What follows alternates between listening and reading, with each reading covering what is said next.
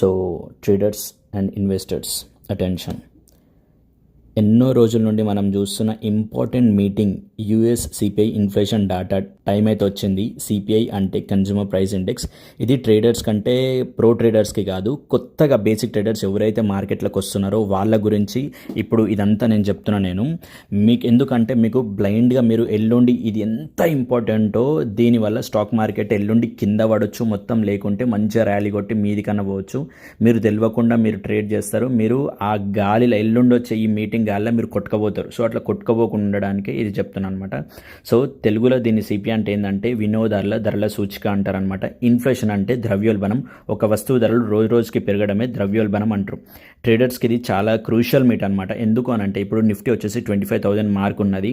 ఈ మీటింగ్ వల్ల stock market వచ్చేసి ఎక్కడికో మీదికి వెళ్ళిపోతుంది, లేదా ఒక్కసారిగా కింద పడుతుంది. చాలా నష్టాలు అనేది చూస్తారు. సో చూసి ఎంటర్ ఎగ్జిట్ ప్లాన్ చేసుకోండి. కానీ ట్విస్ట్ ఏంటంటే ఇక్కడ టారిఫ్స్ వల్ల క్లోత్స్, ఎలక్ట్రానిక్స్, కార్స్ ప్రైజెస్ పెంచుతున్నాయి. సో ఇన్ఫ్లేషన్ ఈజీగా తగ్గదు. సేమ్ డే ఫెడ్ మీటింగ్ కూడా ఉంది. ఇది ఇంకో హైలైట్.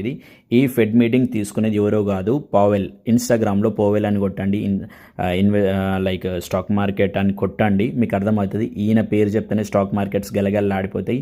ఈ మీట్లో సిపిఐ సాఫ్ట్ వస్తే మార్కెట్ ర్యాలీ అయితే పాసిబుల్ ఉంటుంది.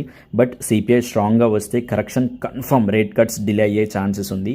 ఇంకోటి బోనస్ ట్విస్ట్ ఏంటంటే బిఎల్ఎస్ డేటాలో యాక్యురసీ డౌట్స్ ఉన్నాయి due to higher freezes. So expect volatility. Higher freeze అనేది ఒక కంపెనీ లేదా సంస్థ కొత్త ఉద్యోగాలను తాత్కాలికంగా నిలిపివేసే నిర్ణయం. సో ట్రేడర్స్ June 12th ఇండియాలో 6 PM.